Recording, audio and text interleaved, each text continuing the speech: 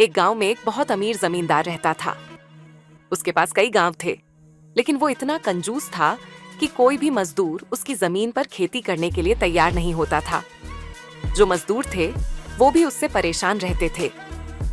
जमींदार इतना तंग आ गया था कि उसने अपनी सारी जमीनें बंजर छोड़ दी और उसके तालाब और सिंचाई के नाले सूख गए। ये सब देखते हुए वह दिन ब दिन गरीब होता गया। फिर भी उसने अपनी जेब से एक पैसा भी खर्च करने का नहीं सोचा। एक दिन एक ज्ञानी सन्यासी उसके गांव आया।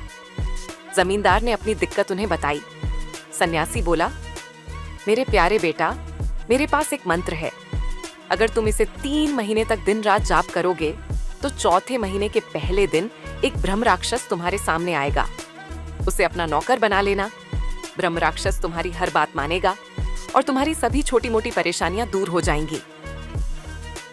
जमींदार ने सन्यासी के चरणों में गिरकर उससे तुरंत मंत्र सिखाने की विनती की। सन्यासी ने उसे मंत्र सिखाया और अपनी राह चल दिया। जमींदार मंत्र का जाप करता रहा। चौथे महीने के पहले दिन एक विशाल ब्रह्म राक्षस उसके सामने खड़ा हो गया।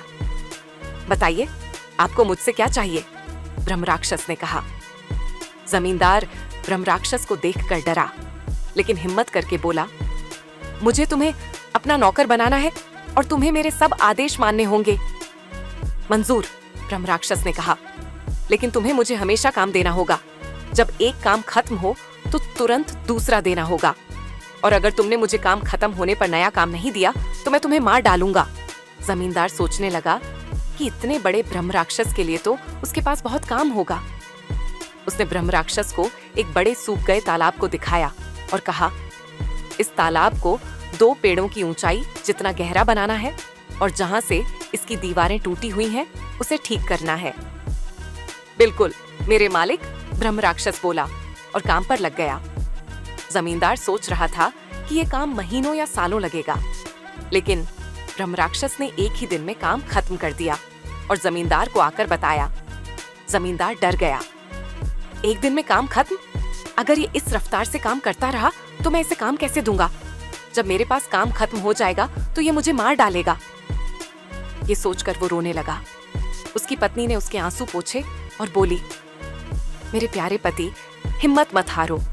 ब्रह्म राक्षस से जितना काम निकाल सकते हो निकाल लो, फिर मुझे बताना। मैं इसे एक ऐसा काम दूंगी जो इसे बहुत देर तक व्यस्त रखेगा और ये हमें तंग नहीं करेगा। जमींदार को अपनी पत्नी की बात बेकार लगी, लेकिन वो ब्रह्म राक्षस के काम देखने चला गया।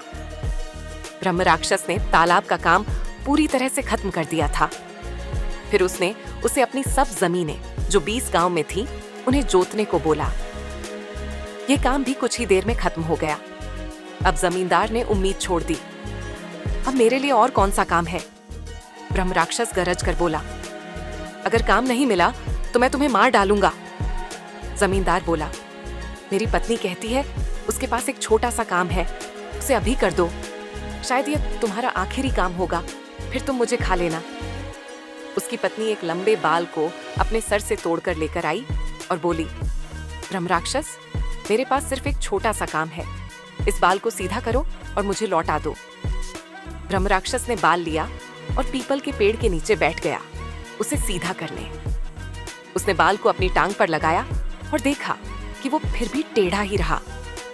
फिर उसने सोचा कि सोने का तार सीधा करने के लिए उसे आग में गर्म करते हैं। उसने बाल को आग में डाला और वो जल गया। मेरे मालिक की पत्नी क्या कहेगी अगर मैंने उसे बाल वापस नहीं दिया? डर के मारे ब्रह्म राक्षस वहां से भाग गया।